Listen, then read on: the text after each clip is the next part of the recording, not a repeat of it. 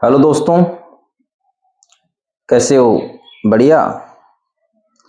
पिछली कक्षा में हमने विद्युत द्विध्रुव के अक्ष पर स्थित किसी बिंदु के लिए विद्युत क्षेत्र की तीव्रता ज्ञात करी थी और आज की क्लास में हम लोग विद्युत द्विध्रुव के निरक्ष पर स्थित किसी बिंदु के लिए विद्युत क्षेत्र की तीव्रता या विद्युत क्षेत्र ज्ञात करेंगे। ठीक है, चलो शुरू करते हैं आज की क्लास। देखो, सबसे पहले कोई विद्युत द्विध्रुव लेते हैं। यहां पे मैंने कोई विद्युत द्विध्रुव लिया। विद्युत द्विध्रुव में क्या होता है? दो विपरीत प्रकृति के आवेश होते हैं। यहाँ पे मैंने एक प्लस क्यू आवेश लिया, एक माइनस क्यू आवेश लिया। आप चाहे पहले किसी को ले लो, चाहे ना माइनस को आगे ले लो, चाहे प्लस को। और इसको कितनी दूरी पे रख दिया? इसको 2a दूरी पे रख दिया। ठीक है, कितने दूरी पे रख दिया? 2a दूरी पे रख दिया। ये बीच की दूरी है ना, ये क्या है? यहां से लेके यहां तक की जो बीच की दूरी है वो है 2a। ठीक है, ये सेंटर बिंदु O है। यहां पे सेंटर बिंदु क्या है इसका? O और यहां पे मैं एक बिंदु ले लेता हूं, ये A ले लिया मैंने, ये A, ये B। ठीक है, तो O और A के बीच की जो दूरी है ना, वो कितनी है? वो है A। और ये दूरी कितनी है? A। डायग्राम को प्रॉपर समझना ना। अपन क्या ज्ञात करें? विद्युत द्विध्रुव के निरक्ष पर स्थित किसी बिंदु के लिए विद्युत क्षेत्र ज्ञात करें। तो निरक्ष पर कोई बिंदु लेंगे। निरक्ष पर कहां पे ले सकते हैं? इधर भी ले सकते हैं, ऊपर भी ले सकते हो। निरक्ष यही तो होता है ना। अक्ष क्या होता है? जैसे ए और बी की जो ये रेखा है ना, इस रेखा के ऊपर। तो यहाँ पे मैं यहाँ पे कोई बिंदु पी ले लेता हूं। मैंने यहाँ पे कोई बिंदु पी मान लिया। ये बिंदु मैंने पी मान लिया। कितनी दूरी पे? द्विध्रुव के केंद्र O से स्मॉल r दूरी पर। तो यहां से ये जो दूरी है ना मेरी, ये दूरी कितनी है? इस P बिंदु तक स्मॉल r दूरी है। ये दूरी कितनी है? स्मॉल r दूरी। ठीक है, ये स्मॉल r दूरी है। ये बिंदु P ले लिया। ठीक है, इतना समझ में आ गया होगा। अब देखो बेटा, ये जो आवेश होता है ना, ये होता है परीक्षण आवेश, प्रयोग में लाया गया आवेश। और यहाँ पे कौन सा आवेश है? धनात्मक आवेश, यानी प्लस क्यू आवेश उपस्थित है। अब ये आवेश है ना, ये भी धनात्मक है, ये भी धनात्मक है। इसका मतलब ये इस आवेश को क्या करेगा? ये इस आवेश को प्रतिकर्षित करेगा। ये इस आवेश को क्या करेगा? प्रतिकर्षित। क्योंकि दो समान आवेश एक दूसरे को क्या करते हैं? प्रतिकर्षित करते हैं। ठीक है ना, ये इस आवेश को क्या करेगा? प्रतिकर्षित करेगा। इसका मतलब इसकी विद्युत क्षेत्र की तीव्रता की डायरेक्शन किधर हुई? इस डायरेक्शन में। ठीक है, यहां पे माइनस क्यू आवेश है और ये प्लस क्यू आवेश है। ठीक है ना, यहाँ पे माइनस क्यू आवेश है और ये प्रेक्षण आवेश है। इसका मतलब ये धनात्मक आवेश है। ये क्या है? धनात्मक आवेश। ये धनात्मक आवेश इस ऋणात्मक आवेश को क्या करेगा? आकर्षित करेगा, यानी ये आवेश इधर जाएगा। इसकी विद्युत क्षेत्र की डायरेक्शन क्या होगी? ये। ठीक है, यानी इसको मैंने नाम दे दिया E1 और इसको क्या नाम दे दिया? E2। ठीक है, इतना समझ में आ गया होगा एक बार बाबू भैया। अब देखो, समझ में आ गया E1 और E2। अब देखो, शुरू करते हैं आगे की कहानी। सब इस डायग्राम में अपने जो भी पुट किया उसको लिख दो बस, जो भी लिया है। देखो क्या क्या लिया है हमने। सबसे पहले एक द्विध्रुव माना, द्विध्रुव AB माना, द्विध्रुव AB है जिसके जिसके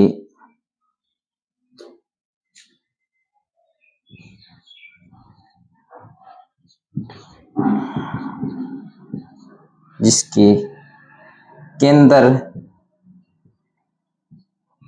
ओ से स्मॉल आर दूरी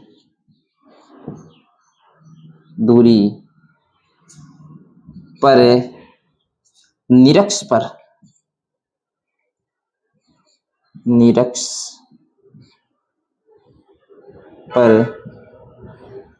कोई बिंदु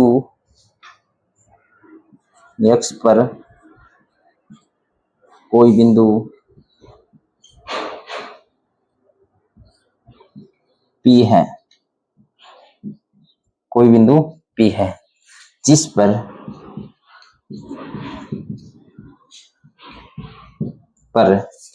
विद्युत क्षेत्र की तीव्रता या विद्युत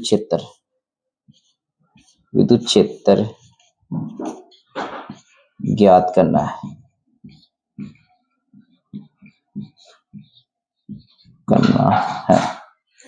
इस पर क्या ज्ञात करना है? विद्युत क्षेत्र ज्ञात करना है। ठीक है, अब देखो, इतना समझ में आ गया होगा। ठीक है, अब अपन क्या करेंगे, सबसे पहले प्लस क्यू आवेश के कारण विद्युत क्षेत्र की तीव्रता ज्ञात करेंगे, फिर माइनस क्यू आवेश के कारण, देखो इसके कारण, प्लस क्यू आवेश के कारण, तो मैं लिख देता हूं प्लस क्यू आवेश के कारण बिंदु P पर विद्युत क्षेत्र की तीव्रता,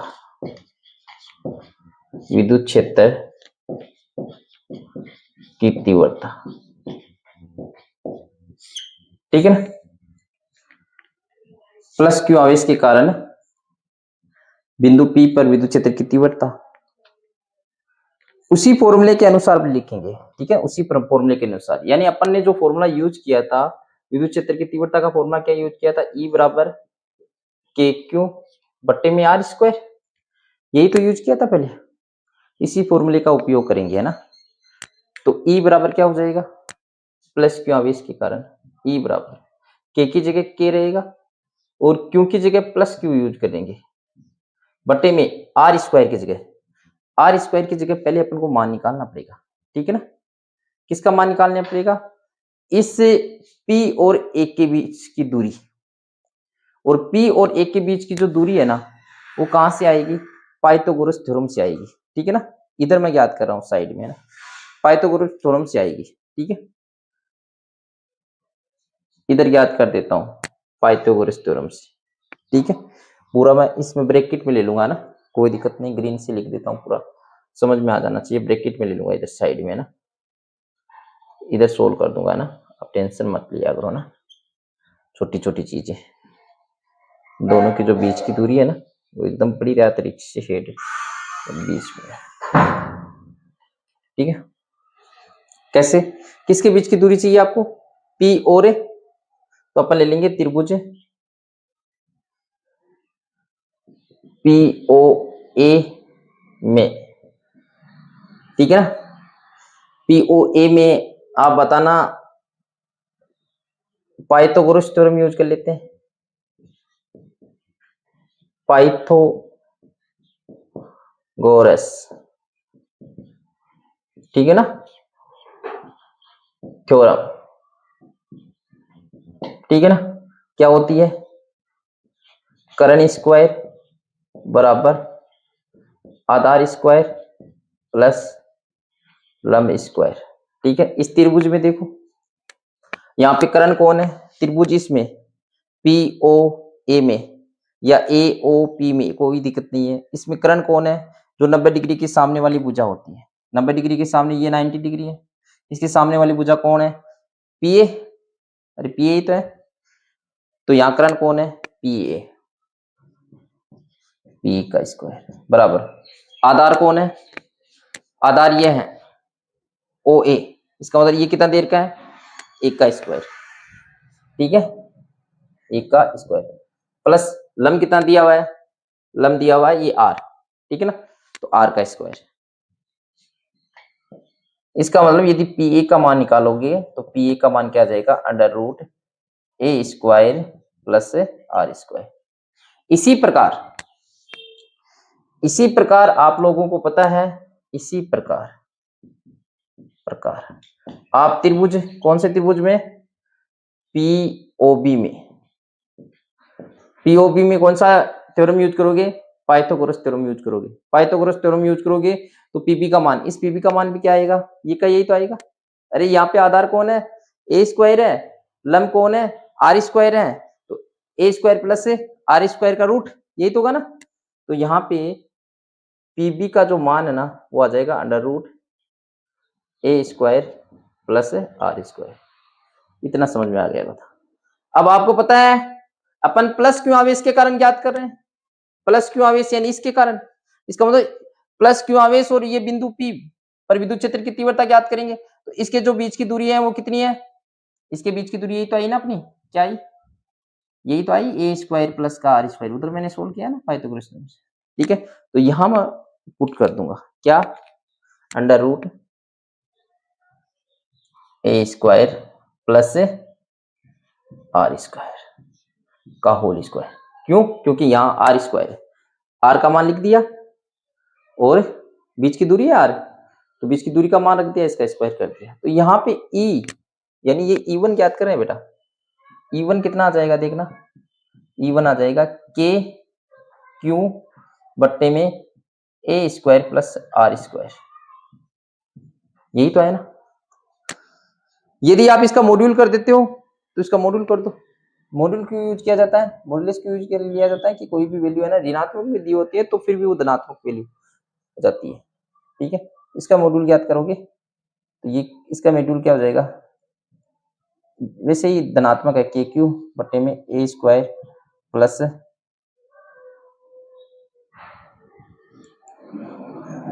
आर स्क्वायर, इसको समीकरण नंबर 1, ठीक है। अब देखो इसी प्रकार अपन क्या ज्ञात करेंगे, प्लस क्यू आवेश के कारण विद्युत क्षेत्र की तीव्रता निकालेंगे, ठीक है। इसी प्रकार क्या निकालेंगे, प्लस क्यू आवेश के कारण विद्युत क्षेत्र, प्लस क्यू आवेश के कारण विद्युत क्षेत्र की तीव्रता आ गई। इसी प्रकार अपन क्या निकालेंगे, माइनस क्यू आवेश के कारण विद्युत क्षेत्र की तीव्रता निकालेंगे, ठीक है। ये प्लस क्यू आवेश के कारण विद्युत क्षेत्र की तीव्रता आ गई है। अब क्या निकालेंगे, माइनस क्यू आवेश के कारण विद्युत क्षेत्र की तीव्रता, ठीक है बेटा। बीच में लाइन खींच देता हूं एक बार,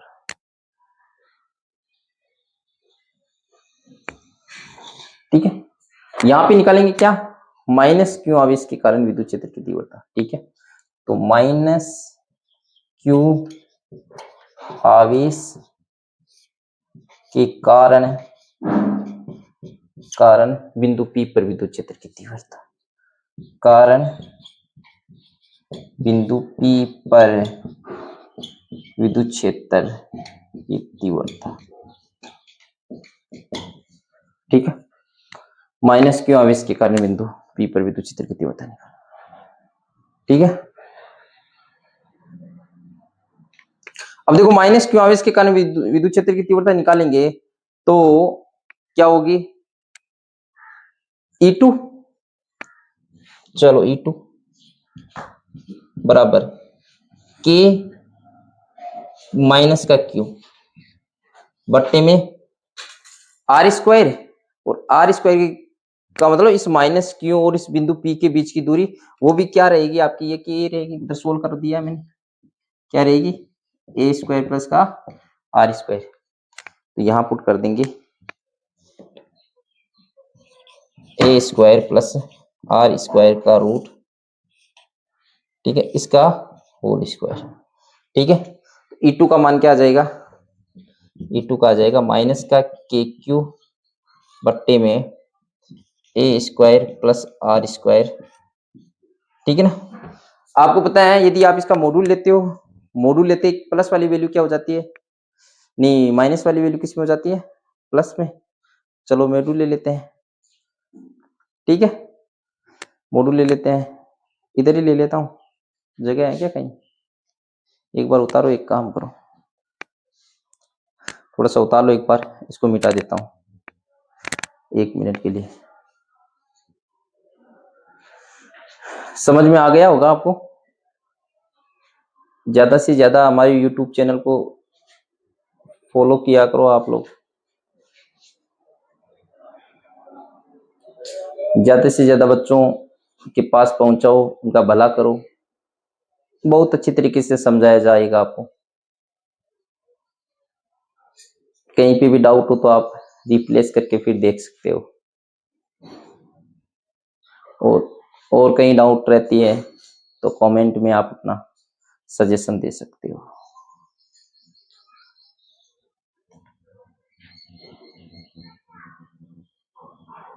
ठीक है, तो E2 बराबर क्या आ गया अपने पास, माइनस के क्यू बट्टे में ए स्क्वायर प्लस का आर स्क्वायर। अब देखो इधर वाला मैं मिटा रहा हूं, स्क्रीनशॉट खींच लिया होगा आपने।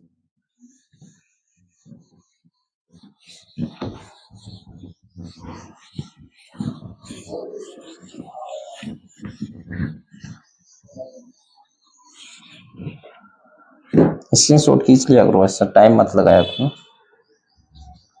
अब देखो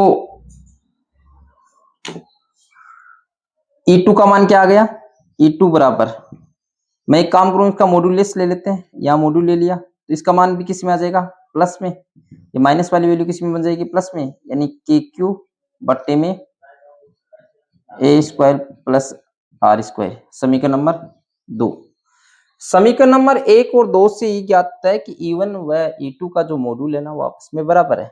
समीकरण नंबर 1 व 2 से, ठीक है, E1 व E2 का मॉड्यूल क्या आपस में बराबर है। E1 का मॉड्यूल बराबर E2 का मॉड्यूल आपस में बराबर है। ठीक है, यदि दोनों का मान बराबर है, दोनों का मान क्या है यहाँ पे बराबर का, तो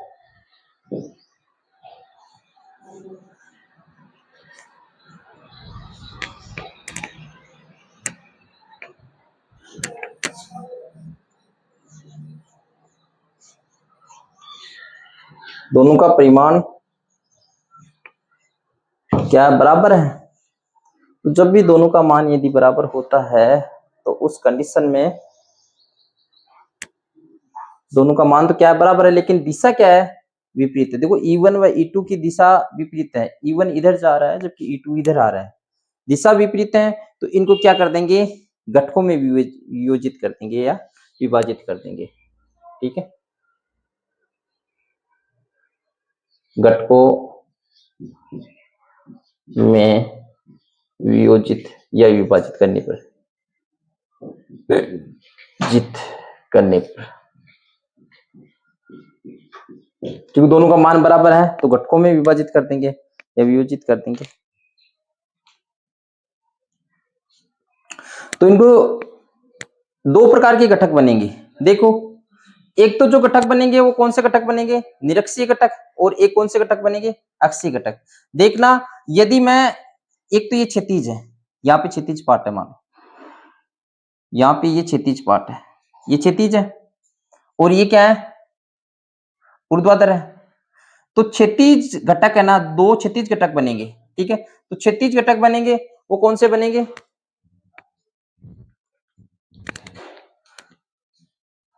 यदि मैं यहाँ थीटा कोण लेता हूं तो यहाँ क्षैतिज घटक बनेंगे। एक तो ऊपर तो बनेगा E1 cos थीटा और नीचे बनेगा E2 cos थीटा। लेकिन जो क्षैतिज घटक है उनकी दिशा क्या है, एक है। और कौन से घटक बनेंगे, ऊर्ध्वाधर घटक बनेंगे। ऊर्ध्वाधर घटक बनेंगे ये, यहाँ पे ऊर्ध्वाधर घटक बनेंगे। और ऊर्ध्वाधर घटक क्या बनेंगे, ऊपर तो बनेगा E1 sin थीटा और नीचे क्या बनेगा, E2 sin theta, E2 sin theta. ठीक है, ये ऊर्ध्वाधर घटक बनेंगे और ये कौन से घटक बनेंगे, क्षैतिज घटक बनेंगे। तो यहाँ पे दो प्रकार के घटक बनेंगे, कौन कौन से, एक तो कौन से बनेंगे, क्षैतिज घटक, क्षैतिज घटक, और क्षैतिज घटक कौन कौन से बनेंगे?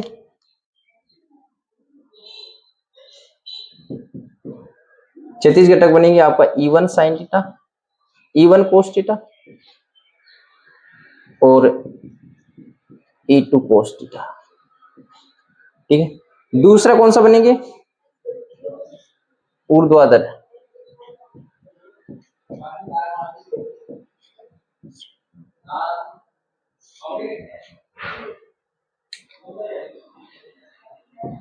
ऊर्ध्वाधर घटक कौन से बनेंगे? E1 sin थीटा, दूसरा E2 sin थीटा। ठीक है ना, ये दो प्रकार के घटक बनेंगे। अब यदि ये दो प्रकार के घटक बनेंगे तो आप देखना, ये जो क्षैतिज घटक है, ये क्षैतिज घटक, इनकी दिशा एक ही है, जबकि ऊर्ध्वाधर घटक है, इनकी दिशा क्या है? विपरीत है। इन दोनों की दिशा विपरीत है, तो ये एक दूसरे को क्या कर देंगे? निरस्त कर देंगे। जबकि जो क्षैतिज घटक है ना, वो आपस में क्या हो जाएंगे? जुड़ जाएंगे, क्योंकि दिशा एक है। तो क्या लिखोगे कि यहाँ पे जो ऊर्ध्वाधर घटक है, ऊर्ध्वाधर घटक,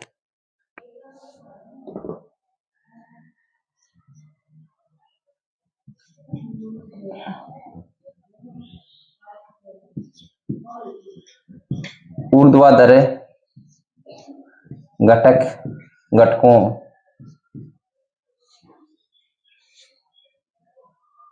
की दिशा विपरीत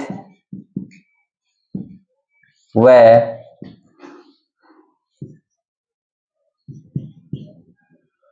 परिमाण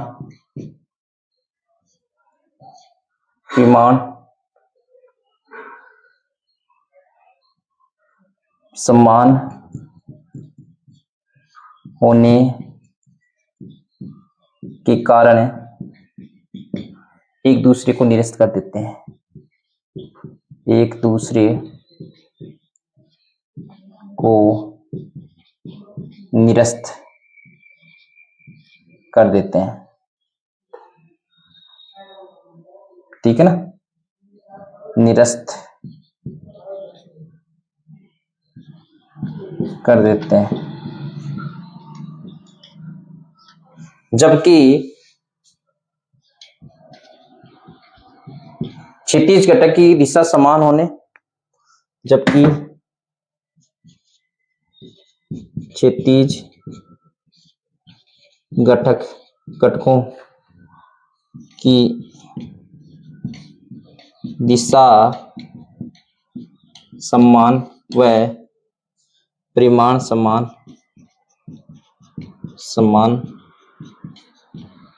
होने के कारण आपस में जुड़ जाते हैं, आपस में जुड़ जाते। ठीक है ना, चलो इतना काम करो, जल्दी से स्क्रीनशॉट खींचो, जल्दी से खींचो, टाइम नहीं लगना चाहिए, 1 सेकंड के अंदर स्क्रीनशॉट खींच लो। ठीक है, यानी ऊर्ध्वाधर घटक हैं, इनकी दिशा क्या होती है? विपरीत होती है, और परिमाण क्या होता है? समान होता है। उसके कारण ये एक दूसरे को क्या कर देते हैं? निरस्त कर देते हैं। जबकि क्षैतिज घटक क्या होते हैं? घटकों की जो दिशा होती है वो समान होते हैं, और परिमाण भी क्या होता है? समान होता है। तो यदि दोनों समान होने के कारण आपस में क्या हो जाएंगे? जुड़ जाएंगे। इसका मतलब परिणामी विद्युत क्षेत्र की जो तीव्रता है वो ऊर्ध्वाधर घटकों से नहीं होती है, क्योंकि ऊर्ध्वाधर घटक तो एक दूसरे को क्या कर देते हैं? निरस्त कर देते हैं, हटा देते हैं। ठीक है, जबकि क्षैतिज घटक क्या होते हैं? ये दिशा समान होने के कारण क्या होते हैं? आपस में जुड़ जाते हैं। ठीक है, मिटा दो। अतः परिणामी विद्युत क्षेत्र की तीव्रता, मिटा रहा हूं, ये टाइम वाला टॉपिक है थोड़ा सा। ठीक है, बाकी कुछ नहीं है, इजी है, लेकिन थोड़ा बड़ा है ना। समझ में तो आ रहा होगा, पूरा करवा रहे हैं बेटा। 12th के जो भी बच्चे हैं अपनी क्लास को रेगुलर रखा करो। ठीक है, क्या करेंगे,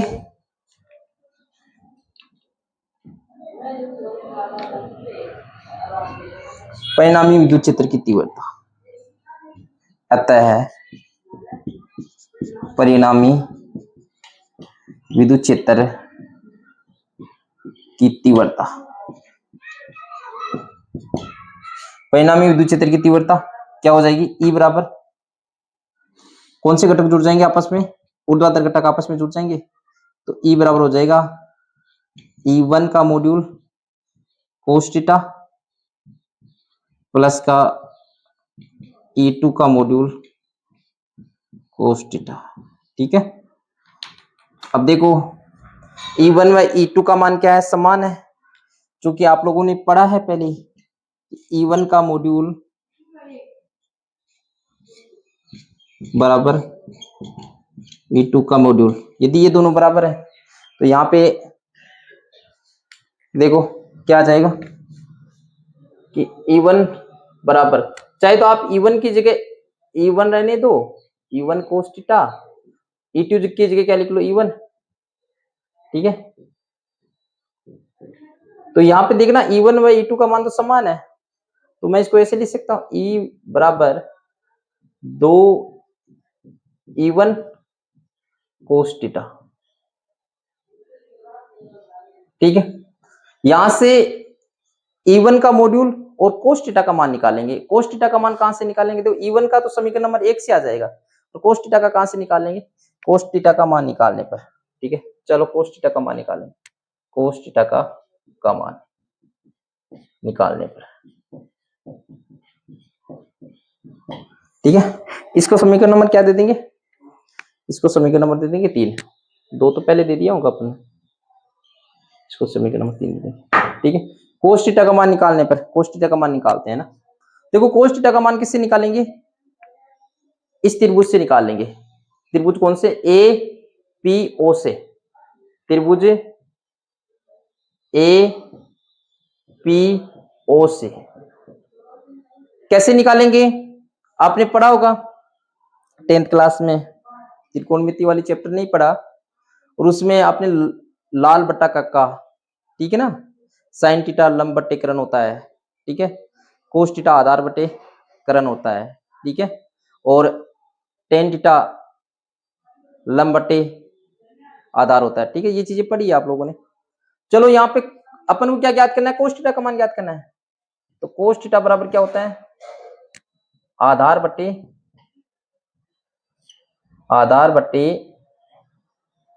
करण। आधार क्या है यहाँ पे देखना है, इस त्रिभुज में, कौन से त्रिभुज में ले रहे हैं, एपीयू, आप चाहे उसमें की ले लो चाहे इसमें ले लो, एक ही बात है ना, त्रिभुज समकोण त्रिभुज तो लेते हैं यहाँ पे यूज, तो समकोण त्रिभुज ये यूज करेंगे, त्रिभुज ए ओ पी। यहाँ पे देखना आधार कौन है, आधार है ए, और करण कौन है, ये, तो आधार कौन है यहाँ पे ए, और बट्टे में करण क्या है, under root A square plus R square. मैं एक काम करता हूं, इसका अंडर रूट हटा देते हैं, और अंडर रूट हटाओगे तो यदि इसको पावर में लिखते हैं तो ये पावर किस में आ जाएगी, ए स्क्वायर प्लस आर स्क्वायर की पावर क्या आ जाएगी, 1/2, यानी इसकी पावर क्या हो जाएगी, हाफ आ जाएगी। ठीक है, इतना समझ में आ गया, जब भी रूट हटाते हैं पावर क्या हो जाती है, आधी हो जाती है। ठीक है, रूट के अंदर ये पावर क्या हो जाती है, आधी, अंडर रूट का मतलब यही तो है, तो इतना समझ में आ गया, ये कोस थीटा का मान आ गया। अब अपन एक काम करेंगे, इस समीकरण नंबर 3 में, समीकरण नंबर 3 में, समीकरण नंबर 3 में समीकरण नंबर 1 व कोस थीटा का मान रखने पर, कोस थीटा का मान रखने पर रख दो। ठीक है, रखेंगे, ई बराबर समीकरण नंबर 3 ये रहा ऊपर 2,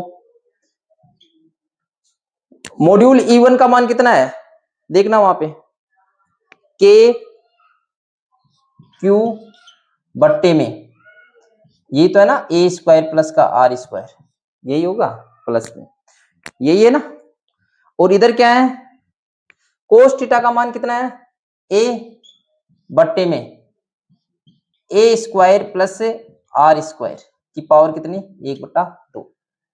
ठीक है ना, यहाँ ये आर स्क्वायर है बेटा, ध्यान रख लेना थोड़ा सा। ठीक है, मैं बोलता हूँ उसमें थोड़ा ध्यान रखा करो ना, इसकी पावर क्या है, हाफ। देखा जाए तो यहां पे देखना पावर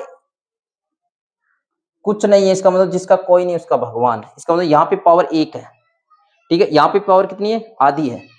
दोनों का आधार क्या है, समान है। यहाँ पे भी आधार क्या है, ए स्क्वायर प्लस का आर स्क्वायर। यहाँ पे भी आधार क्या है, ए स्क्वायर प्लस का आर स्क्वायर।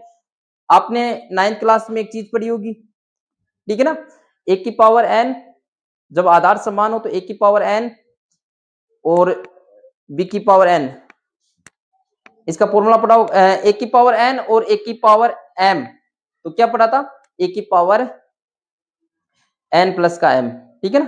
दोनों घात क्या हो जाती है, आपस में जुड़ जाती है। यहाँ पे ये घात है ना, ये आपस में जुड़ जाएगी क्योंकि दोनों का आधार समान है, ठीक है। तो यहाँ पे ई का मान कितना आ जाएगा, ठीक है। एक बार स्क्रीनशॉट खींचो जल्दी से, टाइम नहीं लगना चाहिए, ठीक है। अब अपने डायग्राम का यूज नहीं करेंगे, इतना ही था, डायग्राम को मिटाऊंगा मैं ना। यहाँ पे क्या हो जाएगी, आगे सोल्व करता हूं।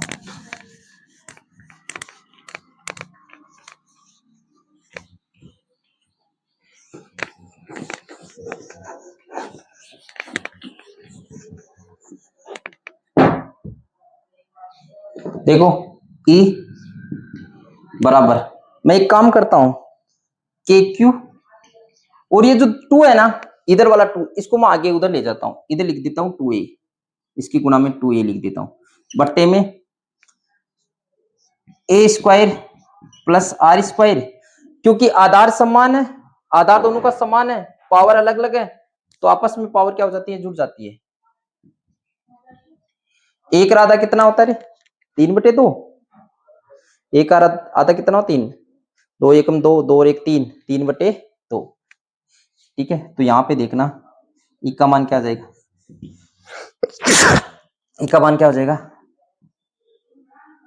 के क्यू 2a बट्टे में ए स्क्वायर प्लस आर स्क्वायर की पावर 3/2। इसकी पावर कितनी है, 3/2।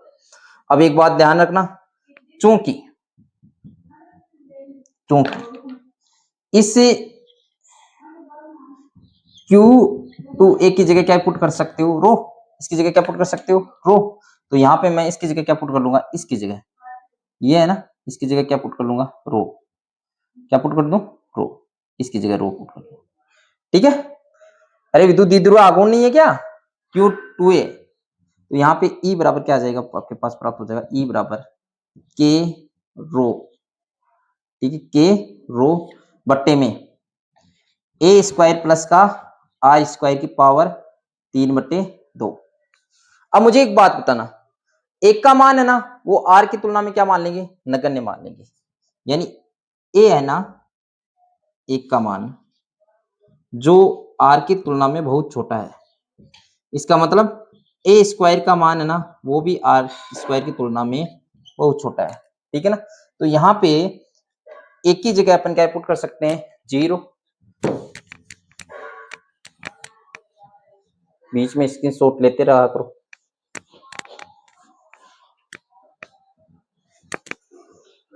कंप्लीट होने वाला टॉपिक, इसका मतलब ए स्क्वायर की जगह क्या पुट कर दोगे, 0, ठीक है ना। ई बराबर के रो बट्टे में ए स्क्वायर की जगह क्या पुट कर दूं मैं, 0 प्लस का आर स्क्वायर की पावर 3/2। आगे सोल्व करेंगे थोड़ा सा, ई बराबर के रो बट्टे में आर स्क्वायर 3/2। यदि यहाँ पावर आपस में गुणा हो जाएगी, पावर आपस में क्या हो जाएगी, गुणा, के रो बट्टे में आर स्क्वायर गुणा में 3/2। इस 2 से ये नीचे वाला 2 कैंसिल हो जाएगा, तो पावर कितनी बच गई, 3।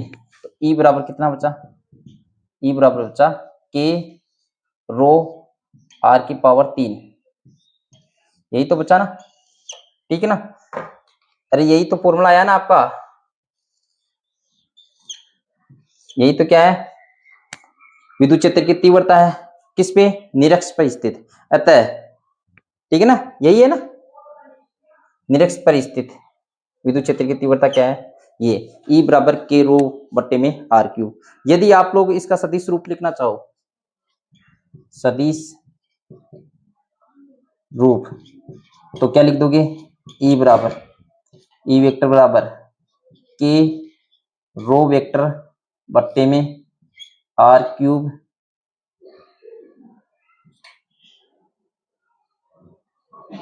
Are cube R cube. यही बेटा तुम्हारा क्या है? सदिश रूप है। ठीक है, निरक्ष पर स्थित विद्युत क्षेत्र की तीव्रता का क्या है? सदिश रूप है। यह आपका कंप्लीट हुआ। देखा जाए तो आप लोगों की ध्यान रखना, एक्स पर स्थित विद्युत क्षेत्र की तीव्रता का जो व्यंजक है ना, वो क्या प्राप्त हुआ था? एक्स पे यहाँ पे 2 आया था, वो निरक्ष पे क्या है? केवल के रो बट्टे में आर क्यूब है। इसका मतलब एक्स पर स्थित जो विद्युत क्षेत्र की तीव्रता है ना, ठीक है ना, यदि अपन इस निरक्ष पर स्थित विद्युत क्षेत्र की तीव्रता का दुगुना करेंगे तब क्या प्राप्त होगी? एक्स पर स्थित विद्युत क्षेत्र की तीव्रता प्राप्त होगी। ठीक है, इसकी एक मैं लाइन लिखा दूंगा, उतारो ये जल्दी से। ठीक है, ये कंप्लीट हुआ टॉपिक। आप लोग यदि संबंध स्थापित करना चाहो ना तो इस तरह से कर सकते हो। चलो मैं थोड़ा सा आगे और सोल्व कर दूं ना, इसका स्क्रीनशॉट लो जल्दी से, समझ में आ गया होगा। देखो स्क्रीनशॉट ले लिया होगा, देखो